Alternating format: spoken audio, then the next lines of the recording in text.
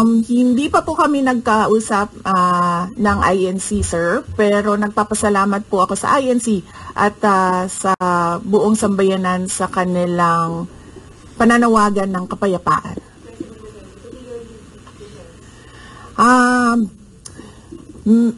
He will, maybe if he wants to, he can be part of the defense team, but because of his age and because of rigorous preparations, in an impeachment case, baka sabihin ko sa kanya na wag na lang siyang mag-lead dahil medyo may edad na si former President Rodrigo Duterte. He's already 80 years old this year. Sa staff ng OVP after they heard about the impeachment, ma'am, ano po naramdaman po nila na when you were impeached by the House?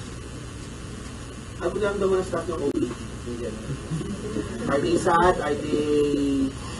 Are they worried po ba? Hindi ko alam, pinagtatawanan lang nila ako dito sa gilid kasi hindi daw ako sumunod. Sabi, basahin lang daw talaga ito. Ha? Okay. Kung pwede namang hindi, and I understand, pwede naman. Hindi na. Oo.